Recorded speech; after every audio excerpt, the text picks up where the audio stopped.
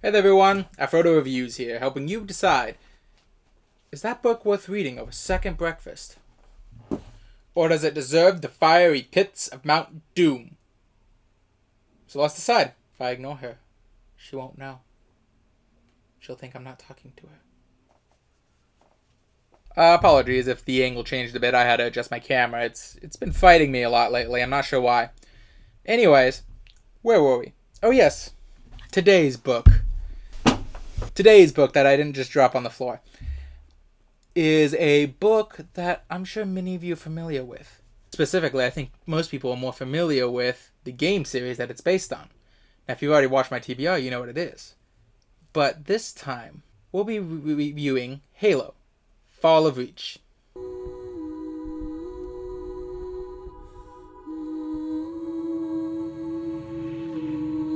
Now, Halo: The Fall of Reach is a military sci-fi fiction that was published on October 1st, 2001, and was written by Eric, I believe the way you say his name is Nylund, but it could be different. But for now, I'll be pronouncing it Eric Nylund.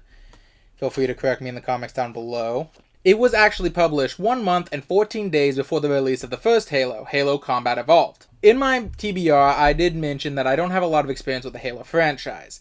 Most of my experience comes from playing Halo 3, which I was thinking back on, I may have actually played to completion, but I don't remember for sure, so I can't say. I have a vague memory of the final mission in my head, where apparently we might be driving a warthog through the exploding Halo ring, but I can't say for sure, so I'm not going to pretend. I remember the first missions much more than the later missions. Apart from that, most of my Halo experience comes from trying to play the Halo multiplayer in a LAN party, and the terrifying experience of my much more veteran friend of the franchise promptly stabbing me in the back, and everyone else in the lobby, in the back repeatedly, to a very haunting greeting every time. So naturally speaking, I'm not much of an authority when it comes to Halo and the franchise itself. However, I thought ahead on this, and I decided I'm going to bring in my own authority. Someone who can speak for the Halo franchise. Well, I invited the Terrorizer herself on to explain to you, give you a basic idea of how the Halo franchise works, and just some general stuff to help fill in the gaps that I otherwise don't have. So please welcome my good friend, Holly. Hello, thanks for inviting me. I'm a huge fan of the older Halo games and an avid reader of the associated novels. To begin, let's go over what Halo is generally about for people who are unaware. Halo is a series of games about humanity in the far future who have gone and colonized a multitude of worlds and their less than pleasant encounter with a number of aliens grouped together in a faction known as the Covenant. The games center on a member of an elite group of soldiers known as Spartans, who were indoctrinated into the military at the age of 6 and given highly experimental biological, chemical, and cybernetic enhancements, and his personal conflict in the late stages of the Human Covenant War, and ultimately how his actions helped to end it. This is only half of the story, however. The first game, the one most relevant to the Fall of Reach, is focused on the discovery of a massive artificial ring in space, one not constructed by humans or the Covenant, and one large enough to house its own ecosystems, weather patterns, and other immense secrets called Halo. The humans make their way there, escaping from massive loss as one of their primary colonies, Reach, is destroyed, which is where the book ties into the game. The book is a direct prequel, or rather, the game is the direct sequel, as Fall of Reach did come first. See, she knows what she's talking about. So, anyways, let's move on. The initial ratings that I could find on this book were fairly decent. Here's what I could find online.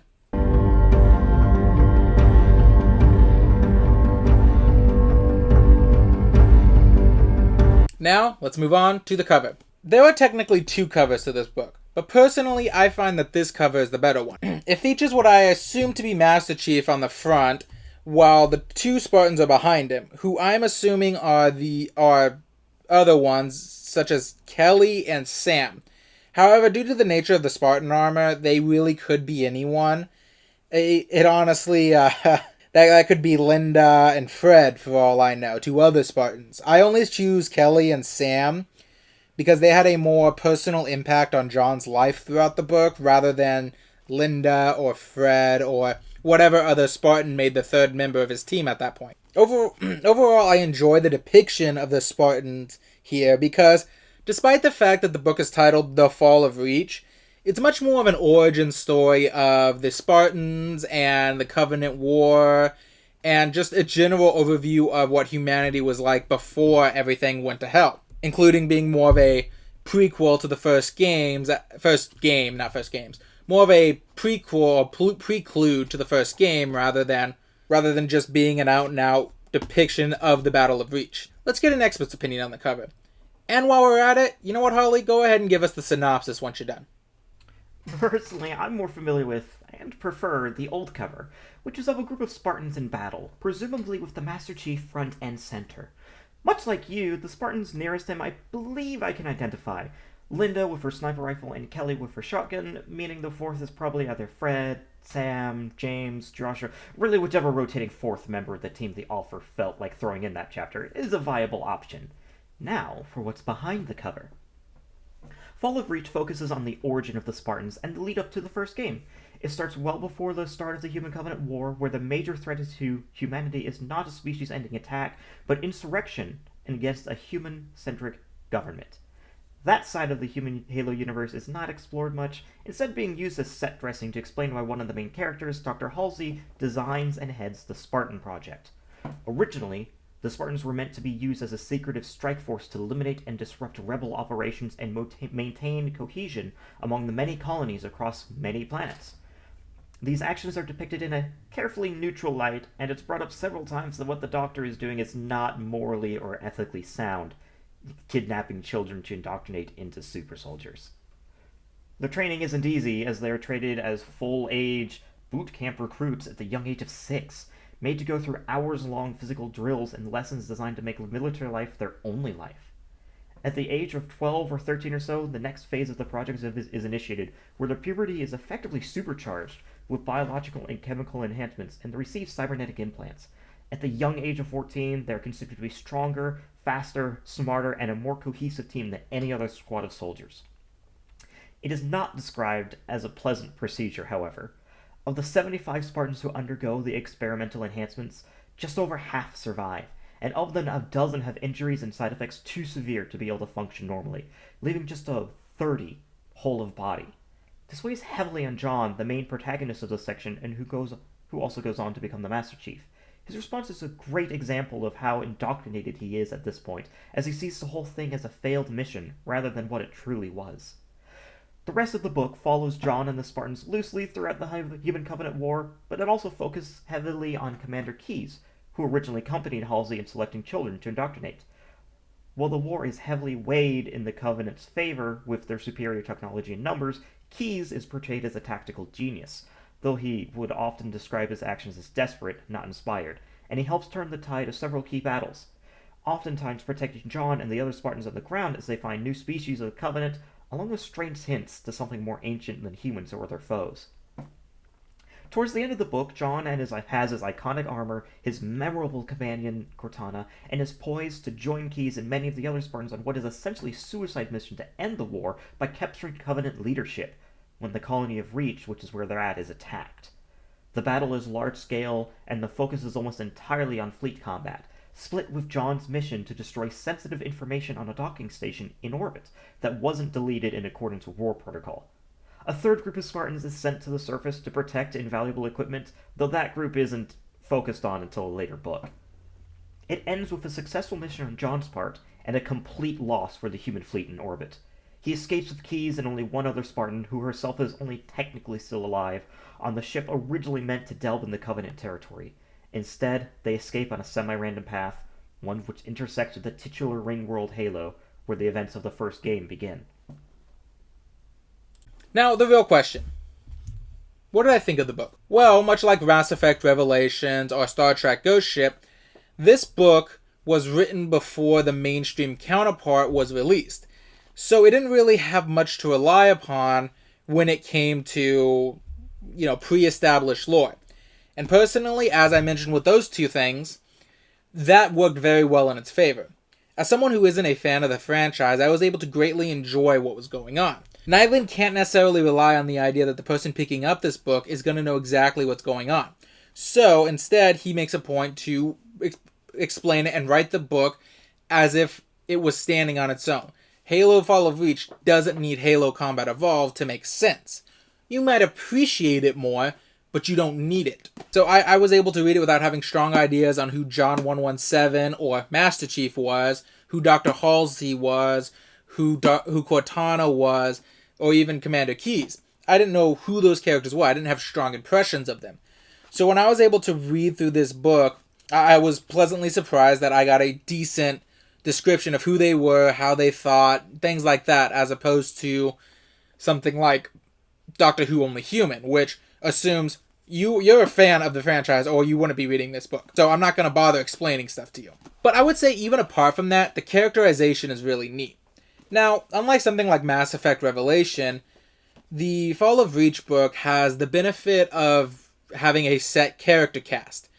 See, one of the things with Mass Effect that made it hard for the novelizations to really tie into the main plot line was the fact that Shepard was your character, and the choices you made throughout the game affected the universe. They couldn't necessarily write a Mass Effect story about Tali Zora or Garrus because they could die in the story, or you could have never recruited them, or, you taught Garrus to be a much more colder person versus this person taught Garrus to be a much more open heart kind of person. So instead they focused on, smaller stories that could tangentially connect, but also were fine standing on their own. We did this by following Anderson in the first book. We follow Kaylee Sanders in the second book. In the third book, we follow Anderson and Kaylee again. And then, don't even get me started on the Deception book. I don't even want to talk about that. Now, because of that, we were able to get much more clear and decent ideas on who these characters were. My personal favorite characters were John and Cortana, obviously. But I had a great appreciation for the character Commander Keyes as well. And I do believe that what few Spartans did manage to get the limelight occasionally were pretty decent characters overall. As much as they could be, but that's not a fault of the book, that's actually a benefit to it. So I also like that we get a few smaller bits of characterization that even, standard novels would skimp on, things that aren't based on a book, aren't based on another media thing either. One such example is, for example, one of the things that I really liked about this story is it does not try to excuse Dr. Halsey's actions in her creation of the Spartans. Now, I'm sure, Holly went over why it was so bad, but one of the things that you get to see is that military indoctrination they underwent really did heavily affect their mindset, as Holly mentioned in her synopsis. Master Chief isn't able to think of the world outside the parameters of a military mindset. He sees the loss of all the Spartans in the surgery that they underwent as a failed mission, not a tragic loss of life. Well, he sees both, but he sees it more a failed mission than anything. Another example is you get to see how much the importance of orders have been drilled into his head to a detriment. One such example is later on in the book when they're fighting the Covenant. Every time John encounters Covenant weaponry or gets his hands on it, he repeats to himself, and in normal stories this would annoy me, but it did well for characterization, but he repeats to himself the orders that he received, that it is a standing order that Spartans have to recover all intact Covenant weaponry and technology whenever they can. Now, he repeats this constantly. Every time he gets a hold of a weapon, he repeats that in his head, because John is having trouble thinking outside the orders. But at the same time, it does go to show that he can function outside the orders. That he can take liberal interpretations of orders that are just vague enough that he's able to think by himself. He can't function without that order in the first place, is a good way of putting it. But by and large, he's attributed to more machine than human for good reason. But that also functions really well as a foil to Commander Keyes, who throughout the story is military through and through. But as Holly mentioned in her synopsis, he's considered a military strategist that is responsible for some of the UNSC's greatest victories over the Covenant fleets, because he didn't act in the directed way that he was taught. He made calculations and did things that he himself has described as acts of desperation that no one would attempt otherwise. He even states that had an AI been installed on a ship as a standard protocol, they wouldn't have done anything that he had done during those moments. But like I said before, we get the hints that John isn't completely indoctrinated. He isn't a full machine, and that makes him interesting. One perfect, small, great example of that is John never refers to the other Spartans as anything but their first name. They are effectively his family, his brothers and sisters. To him, they are Kelly and James. They are not Kelly 087, James 005. They are just Kelly and James. And that's a very nice characterization for someone who otherwise didn't know much about the franchise. However, that isn't to say that I am completely a fan of everything in the book. I do have some complaints. I mean, they're more minor complaints, don't get me wrong. But I would say the book's title is misleading. As I mentioned in the cover review, the book isn't really so much about the fall of Reach as it is the Spartans' origin stories. The fall of Reach doesn't actually occur till about page 325, which is, as you can see, very well past the halfway point, and I think that's only about 70 pages from the end of the book. And most of it details the fleet battle that Keyes is in with the off-Reach mission that John, Linda, and James go on.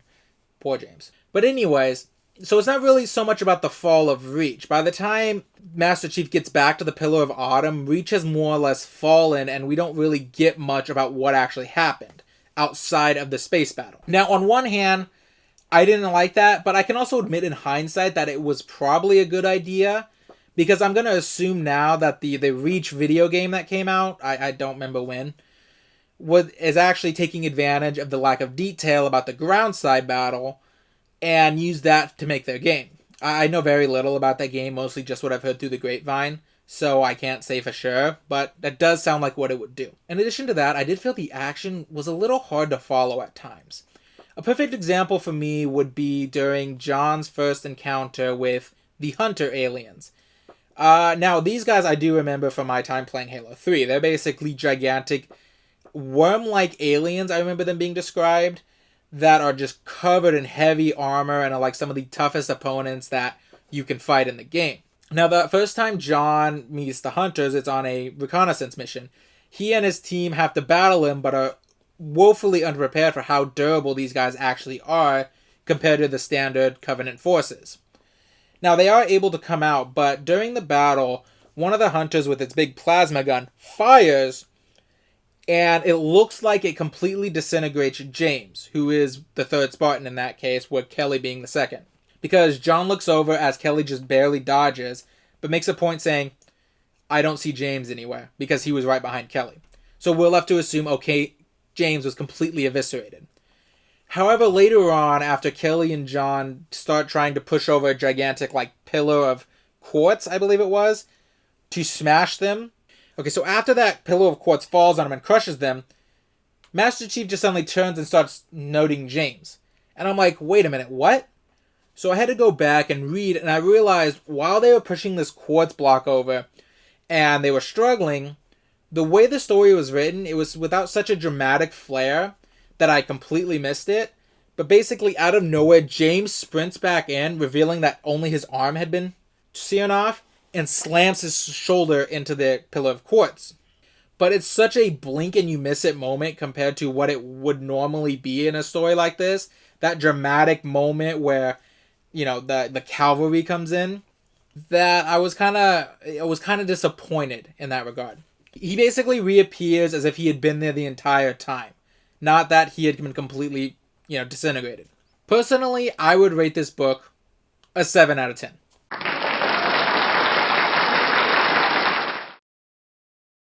This is a viewpoint from a non-fan. Someone who wasn't terribly invested in the franchise or the games itself beyond maybe Halo 3, and that was just for fun because I didn't know any of the lore and stuff. Hell, I haven't even watched the Halo live action series yet. And everyone knows the live action stuff is great, right? But anyways, let's hear from a real fan. What are Holly's thoughts? Fall of Reach adds a ton of context and world building to the Halo games, and is in my opinion a wonderful addition to the universe. While it isn't perfect, with some Spartans not receiving nearly the development they should, and space combat being oddly compressed for well, space combat, it is a great read for me. I give it a solid 8 out of 10 as a fan of the larger universe and games, though I believe a 7 out of 10 is more accurate for someone familiar or less interested in the franchise. Wow, that's good to hear. Personally, I would recommend this for anyone who's interested in the Halo franchise in general, whether or not you've played the game. Like I said, I feel like it stands greatly on its own and does hold up to a non-fan viewpoint. But I would also warn you that you probably will appreciate it more if you play the first game, I'm assuming, such as Holly's viewpoint on the original cover. Other than that, I really don't have much negative things to say about this book. I do say that of the military fiction I have read, it is definitely of the better quality because it doesn't just throw military jargon at you and expect you to understand. Like the Republic Commando series, unfortunately. Because due to it being in a different universe or so far into the future, most of what they're throwing at you doesn't make any sense. So it definitely has that going for it. Apart from that, that's all I really have to say on the book. And obviously, no, it doesn't deserve Mount Doom. Sorry, no dramatic pause this time, guys. Apart from that, it's a pretty good book. I highly recommend it. I'm still waiting on my next book. I mean, I'm supposed to know what it was I was supposed to know what it was gonna be by now, but it hasn't arrived. At this point, I'm starting to think death has taken my messenger. But until then, remember, with every book comes an adventure, and every adventure is worth having, even the bad ones. And I want to thank Holly for joining me on this and helping me provide valuable insight to those of you who haven't played the Halo franchise.